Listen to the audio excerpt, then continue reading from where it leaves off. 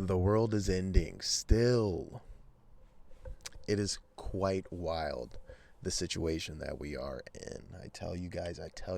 Today, this is just going to be some it's a rant, bro. It's just the reality of the situation that we are in as normal people, as people that have, graduated in 2018 to 2020, and they're just trying to get a place in the world, actually own a house. A lot of the jobs nowadays aren't really keeping up with the money output you need in everyday living. It's a bad one, to say the least. Okay, for one, right? I go to Walmart yesterday, bro. I go to Walmart. All I'm getting is 100% juices. I only drink 100% juice because all the other cocktails and stuff is just too much sugar. But got some juice, and then I got some flour tortillas, one pack of the smalls, one pack of the bigs. You already know, and then I got some curry mix, like the paste mix. I got that. I got two of those. I got what else did I get? And I got ground beef. One thing of lean ground beef that was almost $9. It was grass fed. I'm really trying to walk away from having these freaking big tittied freaking compound intaking animal food that we are fed. But back to the program. So that's all I get, right? That's $70, brother. $70 for a couple 2-tree things at the freaking Wally World. Craziness. The next thing, okay? Next topic. Boom. Next bullet point on the freaking poster board. So, if y'all have seen gas prices right now, gas prices are a little bit of an equivalent. Actually, no, this is crazy because I did this research. So, the oil boom that happened in, I believe it was the 60s or 70s, was actually cheaper than what the gas prices are now. The quite different of a change that the gas prices became. They say that, gas prices basically doubled back then. Well, in today's money, it is tripled in today's money. So now, all right, when I used to be able to fill up my little Honda, it took me about $30 on a high end. On that, you going to Wawa, you going to Sheets, you know what I'm saying? $30. It's 50 now, and it's getting close to being double. And that's at the low end. That's at the 7-Eleven. That's at the Sheets that has the really, really cheap pricing, the one that gets shot up a couple of times. That's the one. Those are the prices from there. So high quality gas is actually horrible. And then they are ready past a bill to where we can have more ethanol in our gas. As the months go on, everybody's car is going to act stupid if you're not getting high octane gas. So I'm just letting that be out there. So we already covered food. We covered gas. The next thing, electricity. Brother man, in the dish. Why is my freaking dishwasher taking 100 kilowatts of fucking power to run a couple loads of fucking dishwash? It's getting insane, dog. So now, right, in a small little apartment, in an itty bitty 1-bed, 1-bath, you're sitting there paying close to 3 fucking buckaroos for electricity, which there is a scarce amount of apartments that have everything included, utilities, water, that is something from yesteryear, okay? And if you do find one, either it's highly, highly priced, or it's in some really weird location, like next to a brewery or next to a freaking, downtown bar. Just the stupidest of places. But now, a lot of people are trying to get apartments. If you were a single person by yourself, you can't. You just can't. Unless you have some crazy tech job or some crazy blue collar job. If you're a foreman by yourself, sure, you could afford it. But you have to be a foreman. A foreman is 5 to 10 years of experience. You know what I'm saying? You can't realistically do this stuff by yourself anymore. When 10, 15 years ago, somebody could go get an apartment, I could be like, yeah, mom, I'm moving out by myself.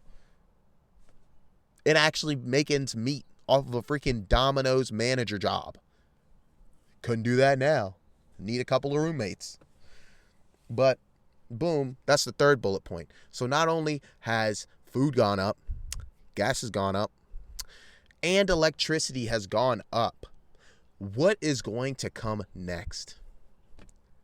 Let's just take a second. Ding, dong, ding, dong, ding, dong.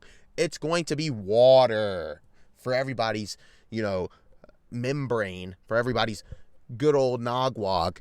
Water is going to be the next expense that is going to be extremely expensive. If not extremely expensive, dangerous to consume, because Trump has rolled back what Biden's administration did for the water. So now the water can have forever chemicals. I believe they're called FDAs or FDACs, something of the manner. But there are 16,000 compounds in this, I'd say, classification structure.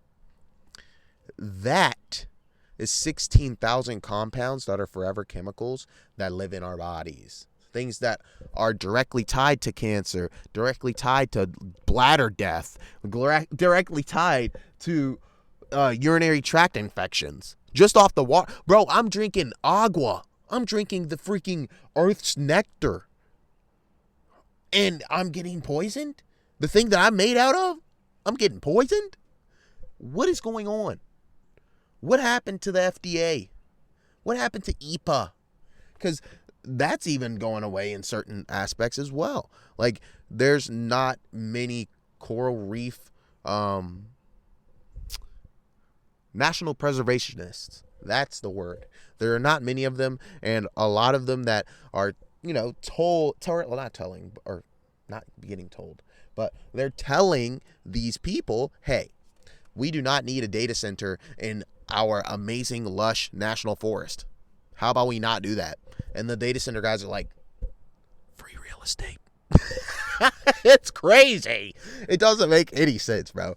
But that's another bullet point. Okay, we have no nature preservation, and nature is the thing that really is like, that is what is important in the world, is nature. The thing that draws air into our lungs, the things that photosynthesize off of the sun's beams, giving the trees nutrients and putting that nutrients into our atmosphere, which gives us freaking life, gives us freaking air.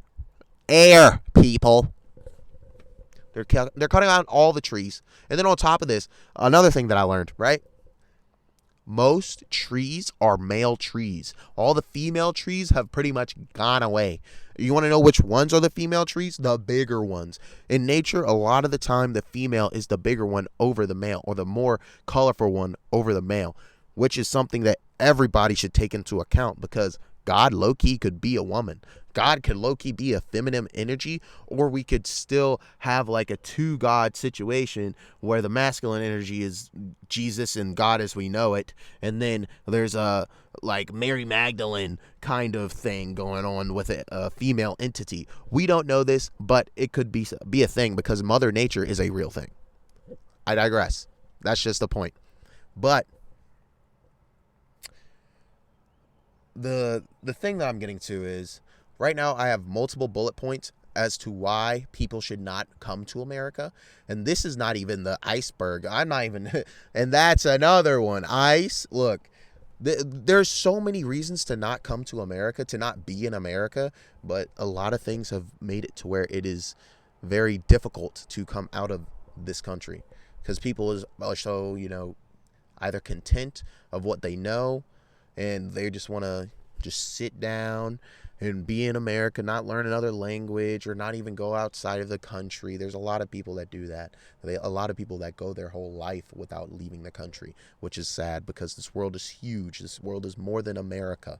And America is just some small piece that's really not that good. So back to the topic.